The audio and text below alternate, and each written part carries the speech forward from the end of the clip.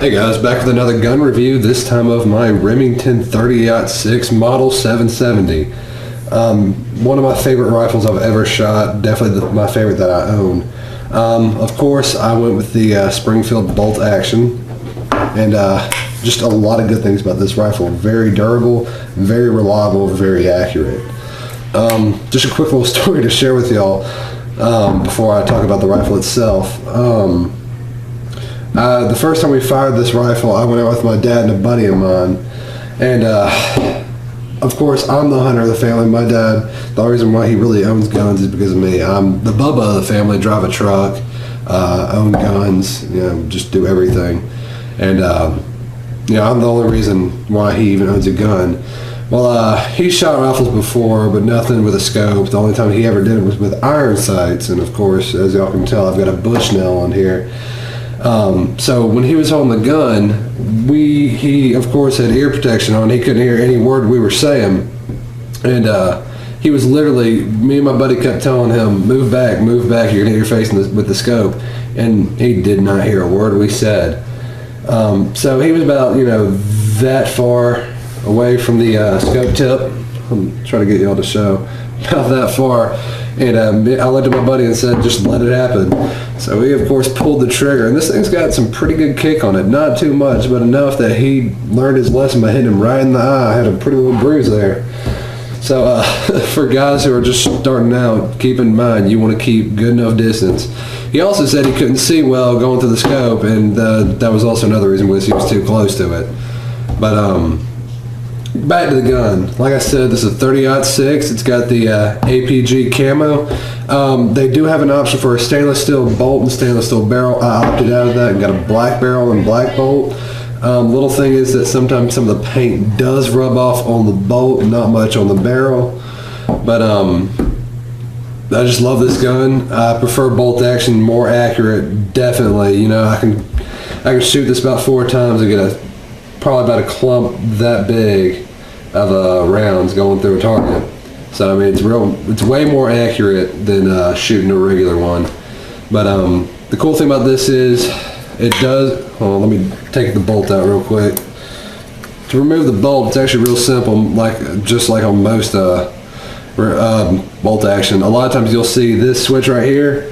Most people will try to push that in, thinking that it's a button release. Instead, it's just a switch. You pull that up, wait till you hit a click, bring it all the way out, pull the bolt out.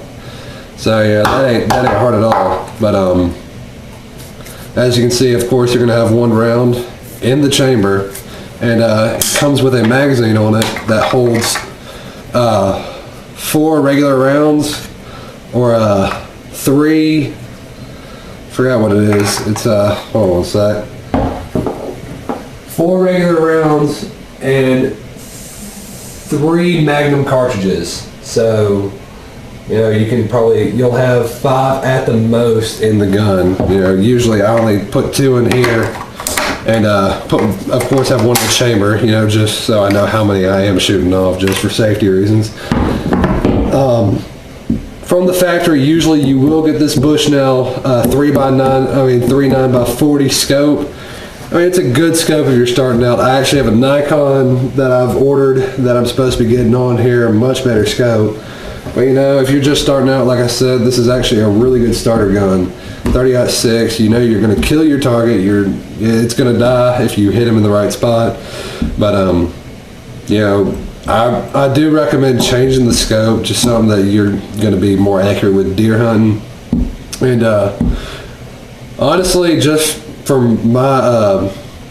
what I like, I'm definitely going to, my Nikon does have click knobs, instead of having to remove this and take a dime or nickel to actually change the windage and altitude. That gets real annoying having to take that off. Y'all saw how long it took me to remove this. Then you have to screw it back on, so they do say that the sight is bore sighted from factory. Not true. These 2 screws that hold it down were loose, and it was probably about 2 feet off from a 30-yard range. So you definitely want to make sure you're bore sighting before you even go out and try to hunt. All right, cleaning.